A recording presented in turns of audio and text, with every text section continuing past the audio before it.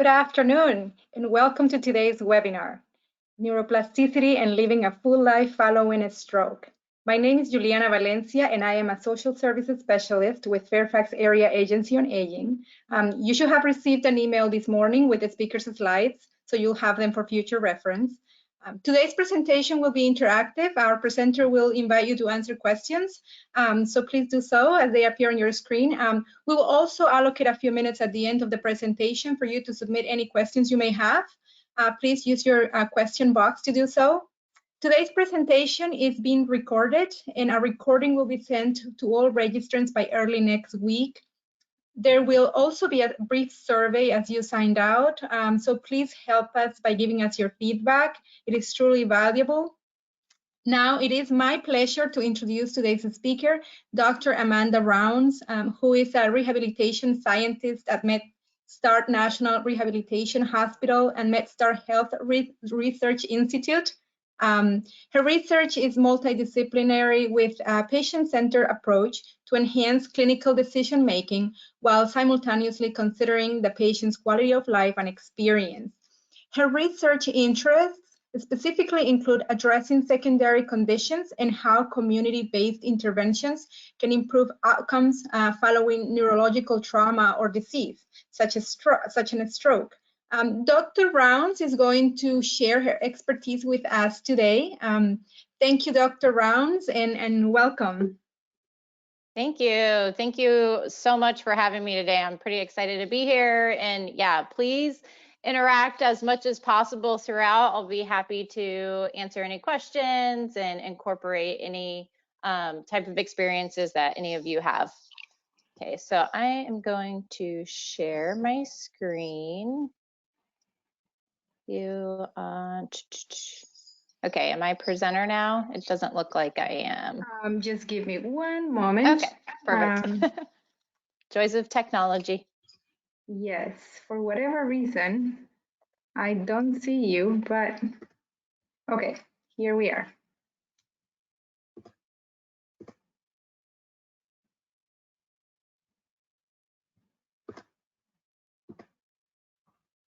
There we are. Perfect. Okay, so let me make this and this. Okay, can you see my screen, my presentation? Yes, yes, I can see it. Perfect. Okay, so I am giving obviously a presentation on neuroplasticity and living a full life following a stroke. As she said, my name is Dr. Mandy Rounds. And before I dive into kind of who I am, we are going to try and do this this technology. It's called Sli.do. So you can either take your camera and hold it up to this QVC code and it will pop up the URL, or you can actually type in to your web browser Sli.do, and then where it says joining as a participant, you would type in stroke, and that will be where we are I'll have some questions for you, and then you can answer them, and we'll try and make this a little bit more interactive than a typical presentation is. So let me dive into who I am. So as a scientist, I really believe that bias can play into a lot of the decisions that we make. So I know that I have a lot of bias, just like any other person. So I like to decrease that bias by telling you what my bias probably is. So I have my PhD in rehabilitation science. As she lovely put it, I love to increase quality of life through my research. And I definitely have an emphasis on neurological trauma, whether it's stroke or spinal cord injury. And I love tapping into community resources and what the community is doing for those that have had some kind of neurological trauma. I also am a mom to a 12-year-old and a wife. And then I am a Army brat through and through. So my dad actually was in the military, jumping out of an airplane as I was being born, and retired when I was 19. And with that benefit, we got to move all over the world. So I do think that I've had a little bit more exposure to different cultures, but also more exposure to disabilities, because a lot of military hospitals especially during war times. There's people coming back that have experienced some trauma. So what I've realized as I'm older, I've had a little bit more interaction with disabilities than most people. And then I also have a disability myself. It's a pretty rare neurological condition that I like to quiz neurologists on it all the time, because a lot of times they've never heard of it. And it's a movement disorder that you don't notice that I have unless my medication doesn't want to work. So this is a good picture right here of a young man. On the right side, he's just casually walking. And then that movement can actually initiate what they call an episode or a spell. And it causes him to have these smooth-like movements that are very visible. So it's kind of a visible, invisible disability that I like to call it. Also throughout, I will put this little reminder of the Sli.do that I have, the instructions. So once again, you can scan the QVC code by opening your camera app on your phone or typing in the Sli.do in a browser, and then typing in stroke to get into the questions. But also you can add it into the comments for this. So my first question that I'm going to ask all of you is, one, how are you feeling today? Because I know, especially with this dreary weather now, I want 70-degree weather again. And then who am I talking to? Am I talking to a caregiver? Am I talking to someone who's had a stroke? Or am I talking to a medical professional? I like to kind of gauge that at the beginning. That way I can, frame this presentation a little bit better for everyone. So if you can go ahead and get on Sli.do and type in how you're feeling and who you are, and then I would love to just see all the responses that I get. So I'm just going to give you a couple minutes.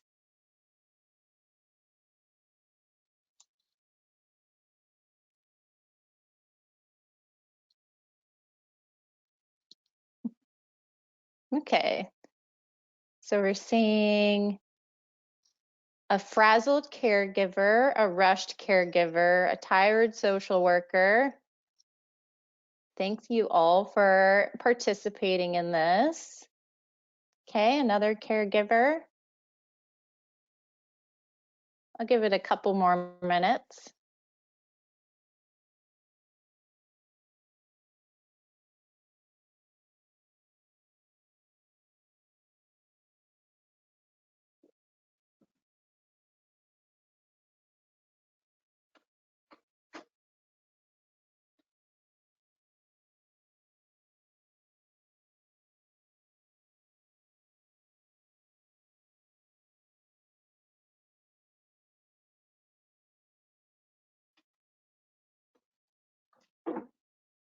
I understand about feeling tired with your second Pfizer vaccine. I definitely was tired as well. But I'm glad you got it. I'm glad you were able to get it.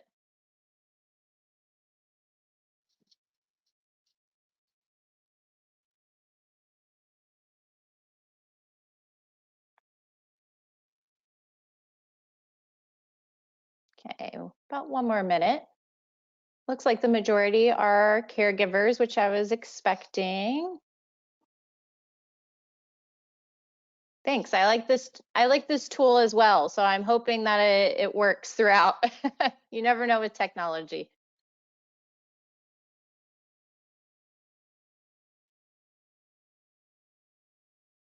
Okay, so let's go ahead and keep going. Thank you for answering that. I really appreciate it. And it's good to know that the majority are caregivers, but I will say I'm going to be talking a lot about the patient, and I hope that you can use these tools of learning about the patient, kind of the things that they go through after having a stroke, and how to kind of handle all of those different things that come with it. Okay, so just a quick overview of what to expect from this presentation. So I am going to talk about signs and symptoms of a stroke. I always think that's extremely important to continuously go over that over and over again, because once you have a stroke, you are more susceptible to possibly having another stroke. What are the different types of strokes? Sometimes people don't know the differences. After effects of not only the patient, but also the caregiver and what they can go through. And then we will dive into neuroplasticity, like what is neuroplasticity and how you can possibly enhance it on a daily basis. And then just some resources that, as someone that's done research and been in the community, what I've come across. And since I do work at National Rehab Hospital, we definitely have a lot of resources that you can tap into as well. Okay, so first, what are some signs and symptoms? I love this picture because it really does represent that women and men do experience a lot of similar symptoms, but also women can experience additional symptoms that may not be shown for someone that's male. So women may experience general weakness, disorientation and confusion, memory problems, fatigue, nausea, and vomiting. And then I always like to bring up the acronym of FAST, which you all have probably heard, but it's good to be reminded of it. So F, face, ask the person to smile. Does one side of their face droop? A, for arms, ask the person to raise both of their arms. Does one arm drift downward? S, speech, ask the person to repeat a simple phrase. And is their speech slurred or possibly strange than what you would typically hear? And T, time. If you see any of these signs, you should call 911 right away. And also note the time when the first symptoms do appear. This information is actually extremely helpful for healthcare providers to determine the best treatment to go through with that. So you don't want to drive to the hospital is what they always tell you as well, because as someone that's experiencing the stroke, I mean, that's pretty obvious why you shouldn't drive, but also for someone that is watching their possible loved one go through this, you can get very frazzled and it can impair your driving significantly. So just go ahead and call 911 and be there for them. And then also, I always like to bring up TIAs, so transient ischemic attacks. So what is really difficult about TIAs is that you might have these symptoms, but they go away after a few minutes. And what's extremely important with TIAs is that this is actually a sign of a serious condition that does need medical assistance. But unfortunately, a lot of people are like, okay, it cleared up, I'm fine. But you should pay close attention to these symptoms and seek medical attention right away. Okay, so what is a stroke? There's actually, they like to classify them in two different ways. There is the ischemic stroke, which is a blood clot. And then there is the hemorrhagic stroke, which is a rupture of blood vessels or a hemorrhage. And 87% of strokes are typically the ischemic stroke. And then I did talk a little bit about the TIAs, which is called a mini stroke. And it is different from the major types of stroke because blood flow to the brain is blocked only for a short period of time. So you see it, you might see it later on that these TIAs become an ischemic stroke.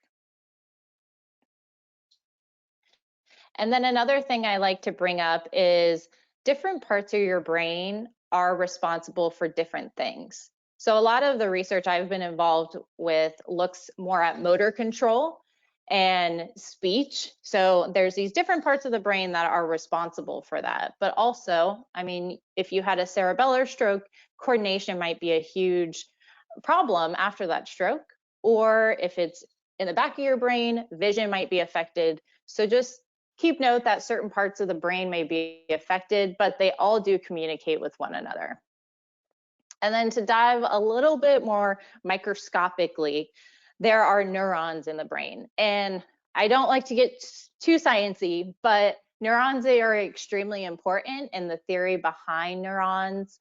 At first, we thought neurons were you were born with all of the possible neurons that you could have. And what these neurons are is they are called nerve cells. And these nerve cells are responsible for sending and receiving messages in the form of electrical currents and impulses. So neurons are extremely important, and they thought that you were born with all of the neurons that you could have. But actually, more recently, biologists have discovered that nerve cells can probably regenerate. And that's what neuroplasticity is when these are regenerating, when their connections are getting stronger. So now there is this new theory, and they don't They might not regenerate very quickly or very fast, but they are possibly regenerating, which is great to hear. And because when these nerve cells do get damaged, you might start to see paralysis or speech problems. So they're very, very important. We want our neurons to stay happy. Okay, so here's my next question. If you could join back on to Sli.do by using that code, putting it in your camera, it will pop up the website for you, or if you type into your browser, Sli.do, and then typing in stroke. And then this is the next question I'd love to ask all of you of what has been the biggest change in your life as a caregiver or as a patient following a stroke? Because we are going to dive a little bit deeper into that of the after effects.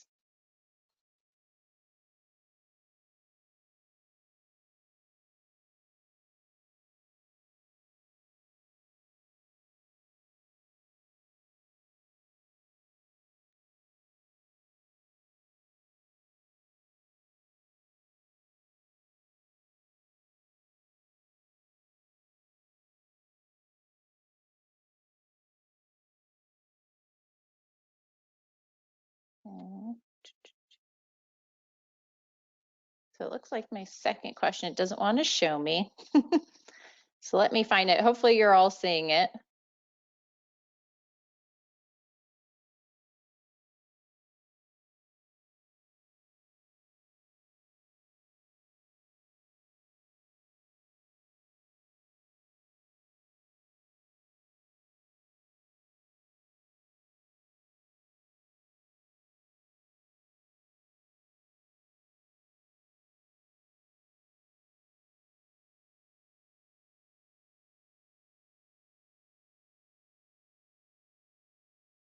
Okay, I'm not seeing the question either, so I don't know where it went. Okay.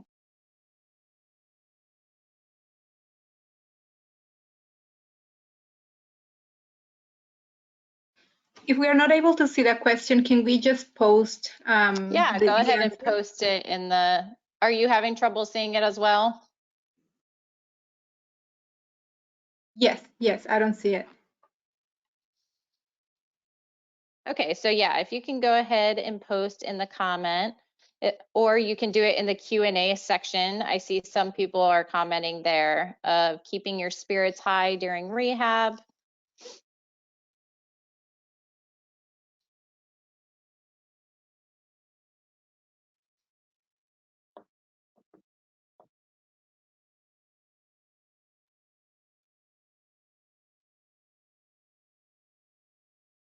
Okay, and someone else commented about their spouse being insulin dependent, which that can definitely affect a caregiver.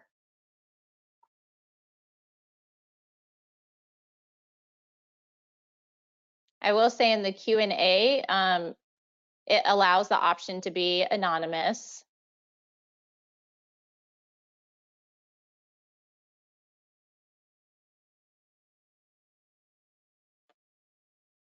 Okay, I'll just give it a couple more minutes and then we'll move on.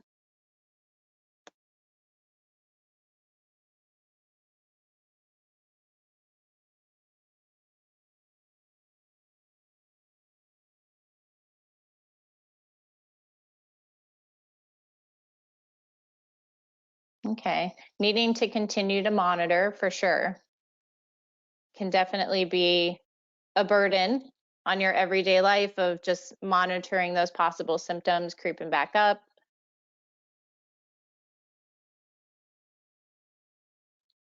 That it's devastating to work with these clients. Navigating the new limitations of your loved one. Definitely. Someone wrote in the question on our GoToWebinar, remembering someone's limitation. Yeah. Yep, that is crucial. And hopefully we dive into a little bit of, how can you address that, or, ways to navigate that a little bit more effectively in your everyday life.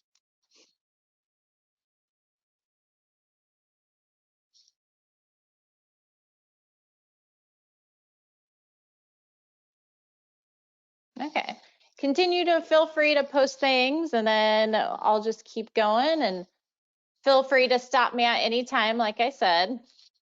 So next I'm going to dive into what are the after effects that patients with stroke happen. So there are a multitude of after effects. So I do want to say that this is not all encompassing, and it may not exhibit all the after effects that you have experienced, or it just is not applicable and maybe you experience one of these things. So it definitely is a spectrum. So just keep that in mind when I list all of these different things. So first, there is psychological impact that can occur after a stroke. So two of the most common psychological problems are actually depression and anxiety. A lot of times with depression, there may be bouts of crying or hopelessness, and they may not realize that the stroke can actually make this happen. And then there's bouts of anxiety or anxiety attacks, and this person may have never experienced this before until a stroke occurred. Then there's also cognitive impact. So a lot of times you deal with this in rehab of like, okay, how do we work on your speech, your spatial awareness, your memory, your concentration? So these are all things that are focused on a lot in physical rehabilitation, whereas the psychological impact, you might be seeing more of like a psychologist.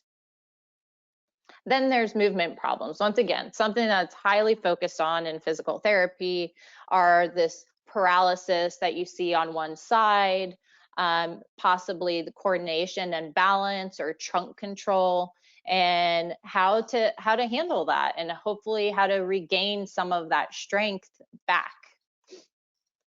And then there's communication problems like aphasia, swallowing problems that may occur from the paralysis and the reflexes being affected.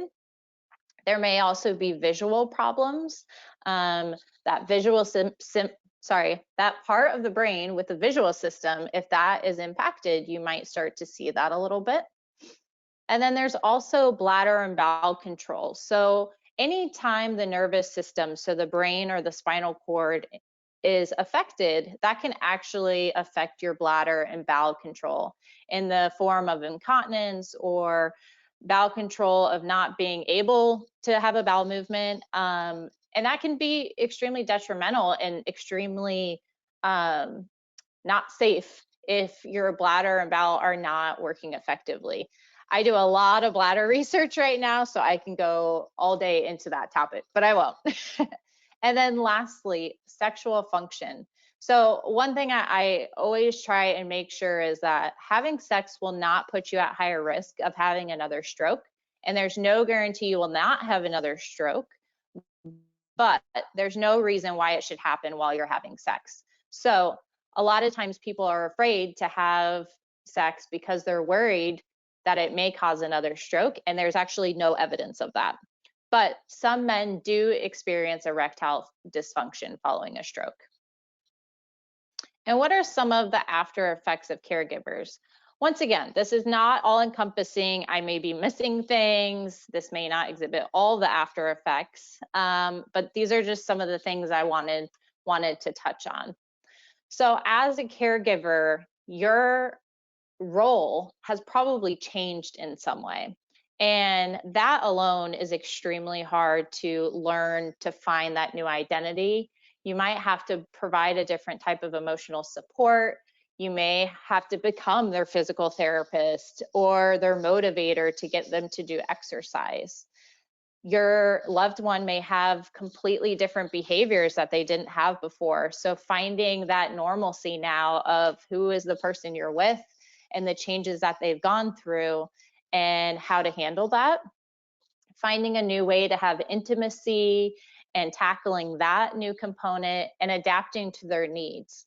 A lot of times after stroke, this motivation aspect is really, really hard for caregivers because they want to be extremely motivating, but then someone with a stroke, their level of fatigue is really hard to manage and really hard to understand because they do experience fatigue, not only fatigue with physical movement, but also mental fatigue. And that's extremely hard and something I hear a lot with caregivers. And just establishing, once again, that new identity and that new relationship, because they have had some sort of brain damage. And how did that affect all of those after effects that I talked about before, and finding kind of that new normal. So let's dive into neuroplasticity.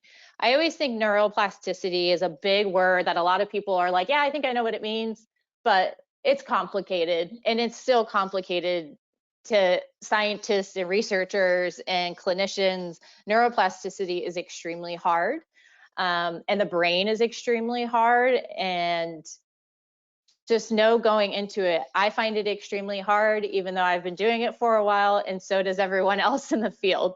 So let's talk a little bit about what it is. So neuroplasticity is defined as the ability for the central nervous system, which is the brain and the spinal cord, to adapt in response to changes in its environment. So maybe the outside world, but also lesions. So any type of damage that's happened internally, it's neuroplasticity is its ability to kind of adapt and respond to what has happened to the body. So in 1912 was when we first saw this sign of this theory of neuroplasticity. So neuroplasticity was Brown and Sherrington took a chimpanzee and they started to stimulate a part of the brain, and they found that changes in one part of the brain were causing changes in another part of the brain.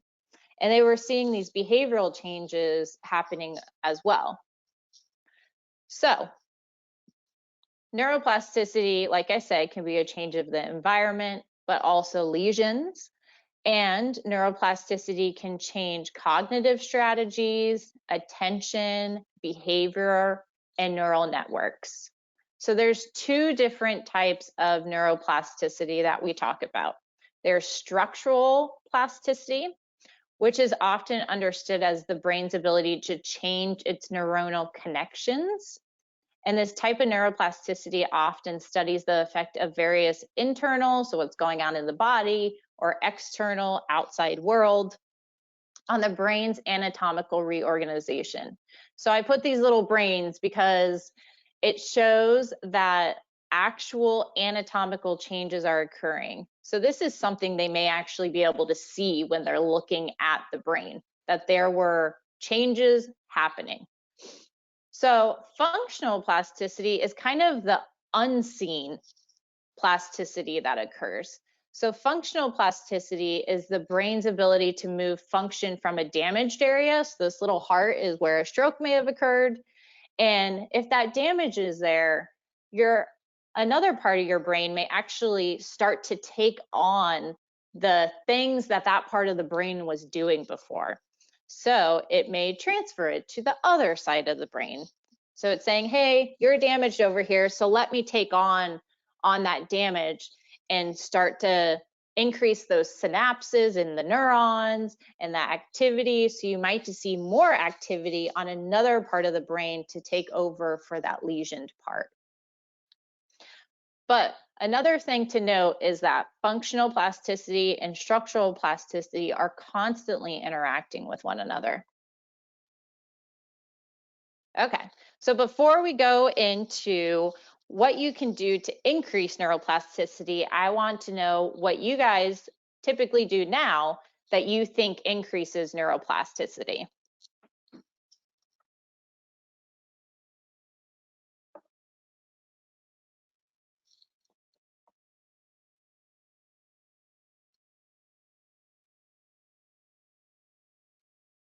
Exercising, definitely. Sleep, okay.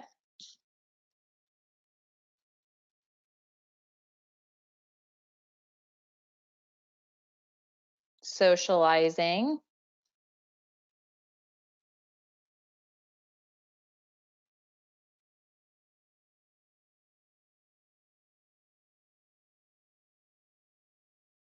Emotional support, reading.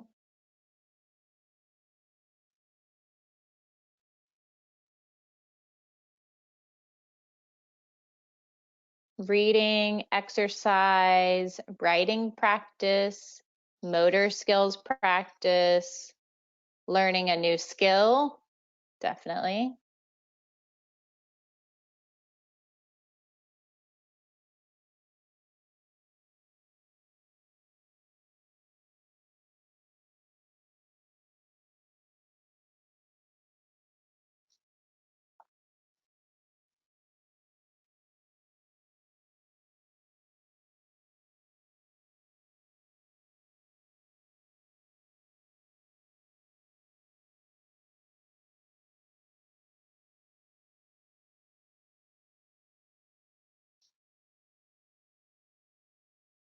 Socialization, eye exercises,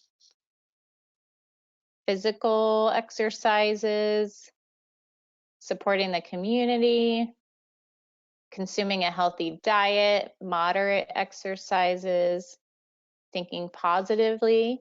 Yeah. Okay, I'll give it about 1 more minute and then we'll move on.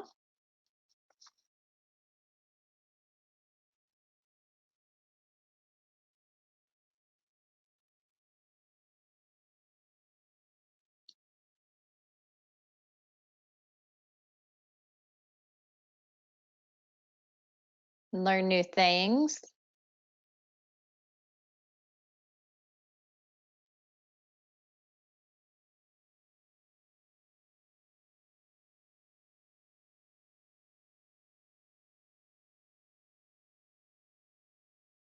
Someone wrote a comment.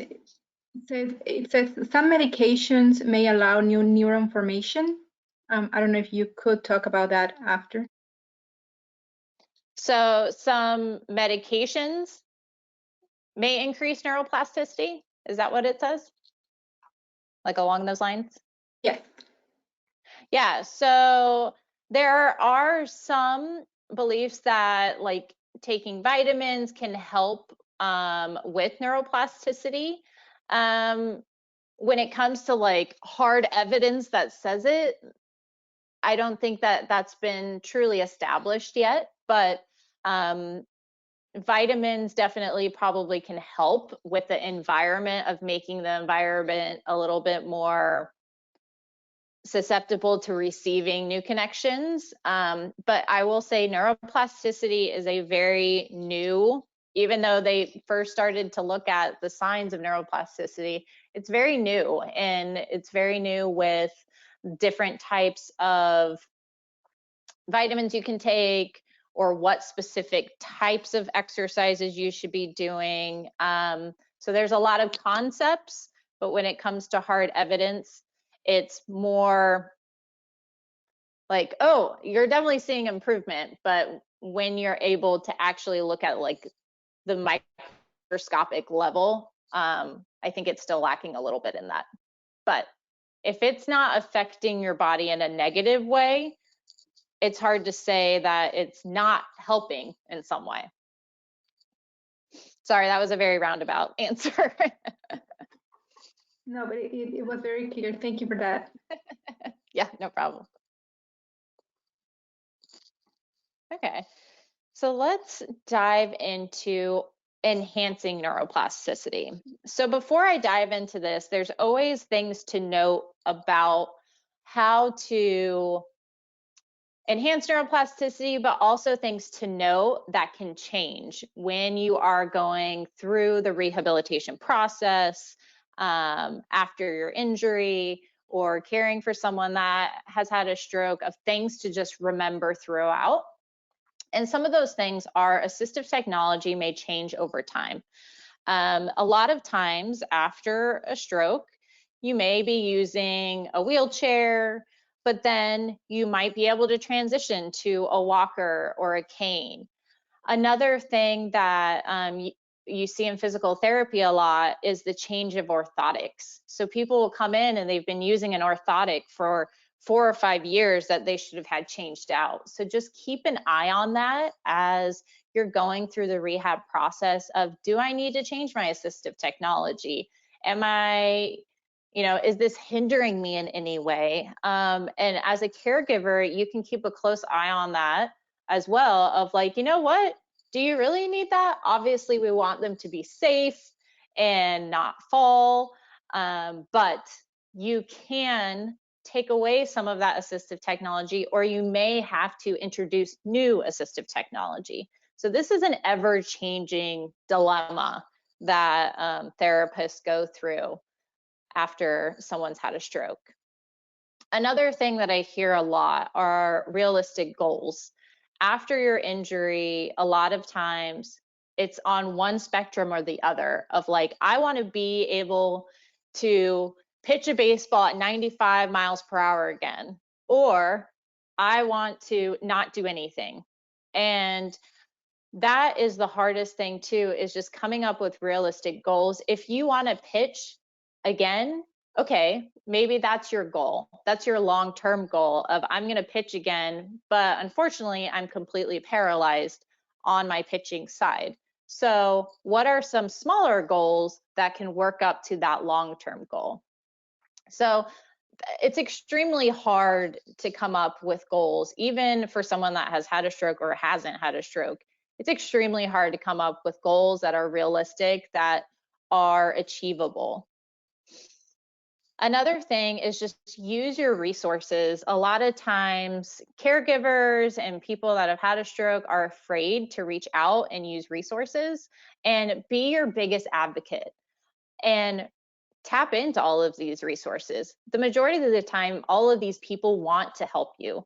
They're here for you, and they want to share their knowledge about what they have.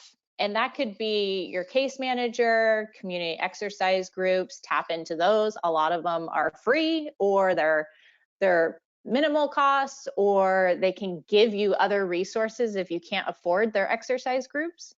Another time is you can take home exercises from a PT, an OT, or if you're working on your speech, what are some things that you can take home with you and practice on your spare time? And then just keep asking for more information, because things are constantly evolving and new things are coming up. So I really try and just push that of like, keep asking. I mean, that is the thing. When I created this presentation, is I asked around our entire hospital of like, hey, what are resources that I don't know about right now? Because it is constantly changing, especially during this COVID time. People are coming up with new and very creative ways to outreach to people that can't come into the clinic. Okay, so let's talk about 10 rules of enhancing neuroplasticity.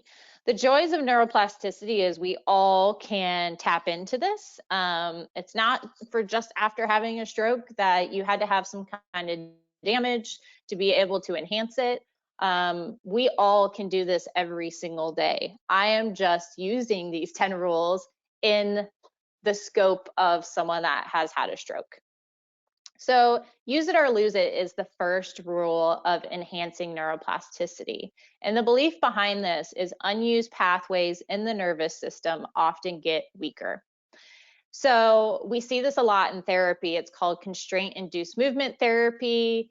It's a therapy that improves upper extremity function in stroke and other central nervous damage victims by increasing the use of the affected upper limb. And what they do is they just put a glove on you on your non-affected hand. So you're forced to do all of these skills with your affected limb. And the other thing is, don't wait. You can start to do this right away after an injury. The next idea, rule number 2, is used pathways in the nervous system often get stronger. So same with the constraint-induced movement therapy, you can do this as well. So use it and improve it. And this study in particular showed that over time, for those that have chronic strokes, so those that are past that 1-year mark that they always talk about, is they had one group, the A group, that did the constraint-induced movement therapy. And then the B group did not do it, and they kind of had the option to do it. And what they found over time is those that were forced to use their affected arm, They used it more and their function increased.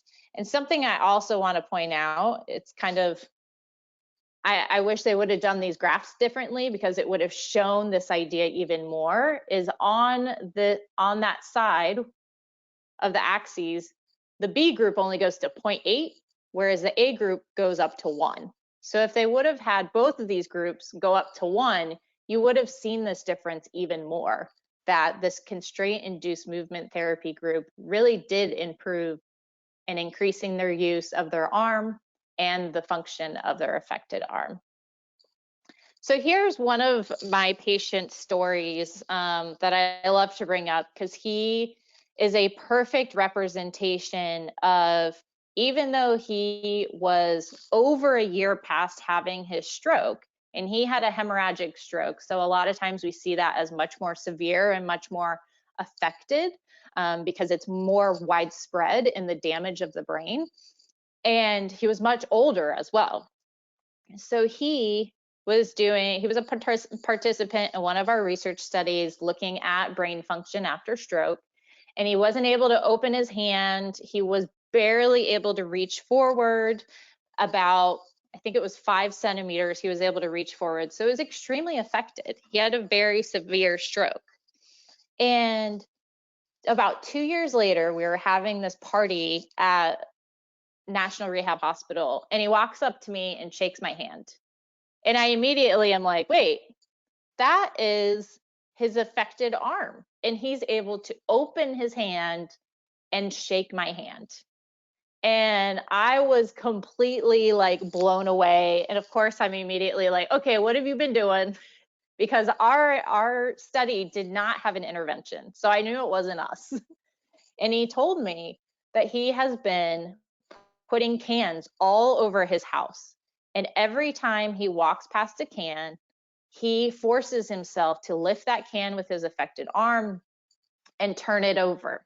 So it's not just lifting, but turning over. And obviously at first, he had a really hard time doing it. But slowly, he said, his hand started to open back up, and he did it constantly. It was constantly all over his house. So I just feel like this is a great example of those two rules of use it or lose it, and use it and improvement, because he did an amazing job and he improved dramatically. But it shows that you can continue to improve past that year mark that everyone talks about. Rule 3 is specificity. So specificity is skillfully practicing the exact task you want to improve with focus. So here is a picture, obviously, of someone shooting a basket, and he's gonna keep shooting a basket over and over and over again until he becomes extremely efficient in making baskets. But this can be simplified, right? So think about your role before a stroke. Was it that you were the person that always did the laundry? Then do the laundry and keep practicing. It may not be pretty at first. And as a caregiver, you can enforce this idea of, okay, you were always the person that did this. Why don't we start to work towards that goal?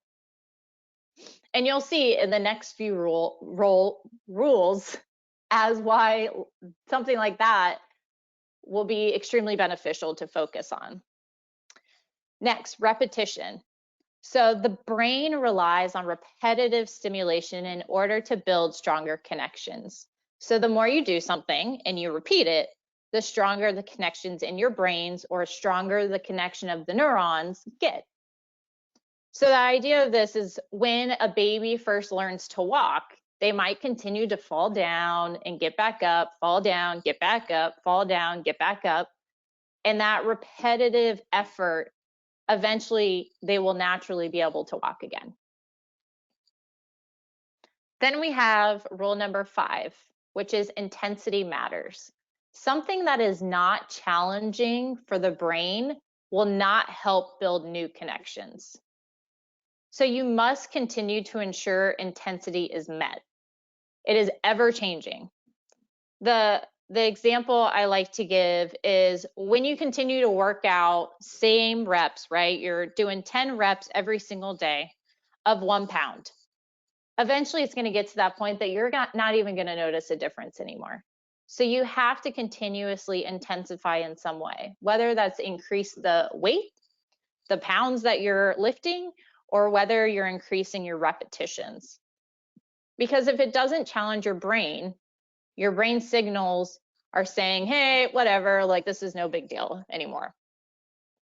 But it can be something much simpler. So you may not be to the point that you can lift weights. Maybe you're to the point that you are getting out of bed once or twice a day. Okay, try and get out of bed 3 to 4 times a day. And this can be used in so many different scenarios. You just have to figure out what is increasing intensity for you. Time matters. So neuroplasticity is a process. It's not a single event, and different skill sets may require different times. So you can make a recovery years later. I know I talked about this a little bit. A lot of times they say all of these changes are occurring within the first year of a stroke, and you may not see changes past that.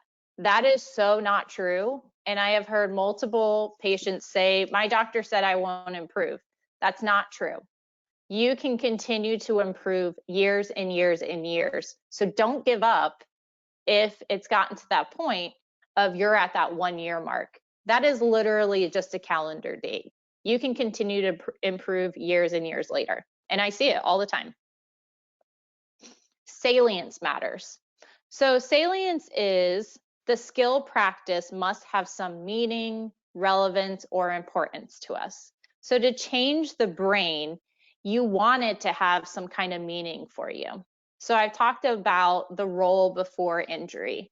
So this again can be something, what did you do before you got injured?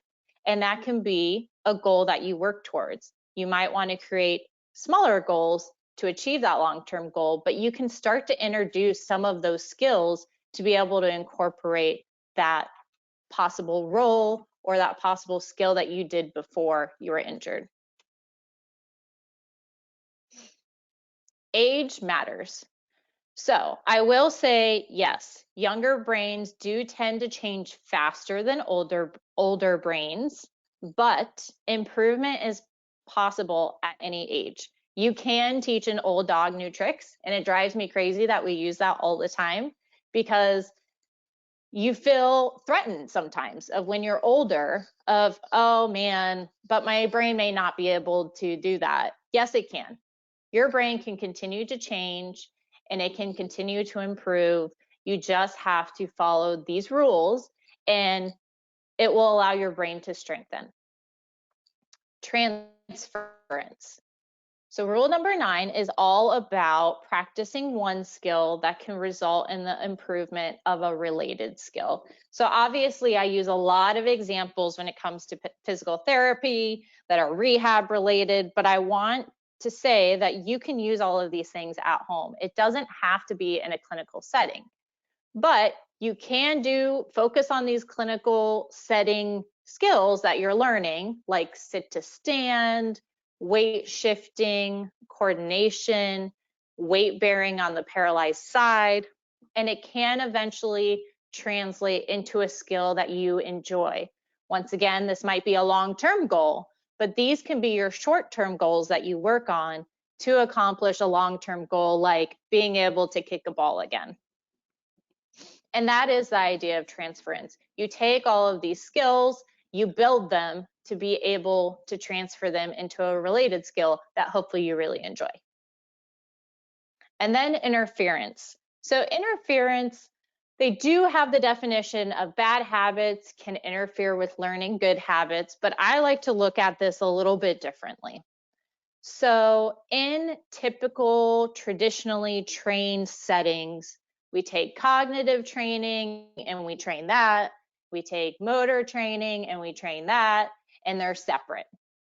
But what they're starting to find is this idea of dual task training. So we know for sure that if you take a cognitive task and a motor task combined, that your motor skills are decreased in some way. It's called cognitive related motor interference. So a basic idea is look down at your phone, read a message while you're walking. You will notice you either stop walking or you slow down significantly. Another thing is texting and driving. You start to drive horribly when you're texting. So please do not text and drive. And then what they have found is when they've taken these cognitive training and these motor training in safe environments, so I don't necessarily suggest you throwing dual task training into your everyday life, even though sometimes it is naturally a part of your everyday life. What they've found is it actually does improve walking, it decreases falls after stroke eventually, because it teaches the sensory systems to work together. It teaches you to walk more effectively. It teaches your balance to be able to take in external information like visual information, and it teaches you to be able to handle that while you're standing and walking. So we are starting to find that this interference is not always a bad idea, and it can help, but you do have to be safe about how you go about training these. So that is my 10 neuroplasticity rules. So now I'm going to talk about a little bit of the research studies that we're doing at National Rehab Hospital.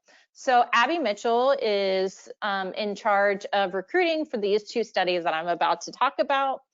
The first study is, actually, let me pause real quick. Does anyone have any questions about the 10 rules of neuroplasticity or questions?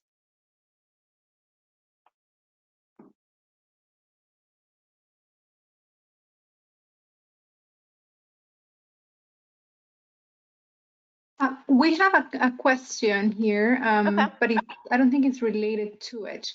One of them says, is neurosis part of neuroplasticity or neurogenesis part of neuroplasticity? Yeah, so that is the concept of the connections working together. So yeah, it is part of neuroplasticity, but it's more of the microscopic way of looking at neurons connecting. Neurogenesis, is that, I think that was the word. Mm-hmm. Quick question: when do I know when to adjust my expectations about recovery? For instance, if I keep doing these exercises, if I keep doing this, I'm going to get better. But what if the damage to the brain was so much that I'm not able anymore? So how, as a caregiver, do I help my loved one kind of understand and adjust those expectations, and when? Yeah, so that kind of goes into the like short-term, long-term goals I was talking about. Of it can be really hard, so hard, especially for someone that has had a stroke, to set those goals, and for a caregiver to point that out of like, you know, this is a long-term goal. Let's work on this, this, this. So honestly, a lot of times it's all about framing. Like, how do you frame in a way that they're not going to get mad at you or upset with you, that you're telling them to work on other things. And I say keep their goals on that list, but just maybe add other goals of like, you know, let's focus a little bit on this, focus a little bit on this, maybe more obtainable goals, and then cross them off the list. Crossing things off a list is so fulfilling for people, of like, wow, look at how quickly I accomplished that. So maybe write how quickly they did accomplish a certain skill, or having the talk with like a physical therapist or an occupational therapist or whatever the skill fits into. That is another way that you can maybe attack that. Okay, when have we achieved this, and when can we move on, or do we need to focus on something differently? That can be part of their role as well, bringing them in, of having that conversation with them too. Thank you. Yeah. And just a quick reminder, we have 5 more minutes. So if someone Okay. else Yeah, I'm has going a to go question, quickly through these. thank you. Yeah, please ask any other questions. Otherwise, I'll go through these resources really quickly, and we'll chat at the end too. So these research studies we're doing right now, this first one is looking at upper extremity after stroke wearing accelerometers. It does require a one-time visit to NRH. It's about 4 hours, but it's looking at how often people use upper extremity after stroke.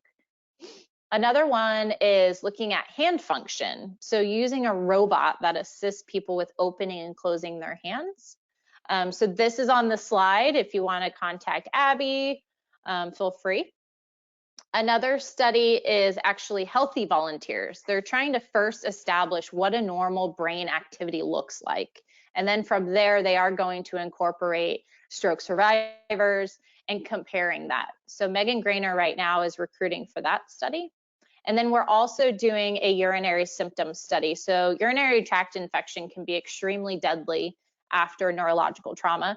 A lot of times if you don't die from the stroke or a spinal cord injury or other neurological traumas that can occur, you die from secondary conditions like urinary tract infections. So we're doing a study right now for people that use indwelling catheters to use this probiotic, so a healthy bacteria, to decrease urinary symptoms and hopefully decrease urinary tract infections from happening. So Margot Gianetti is.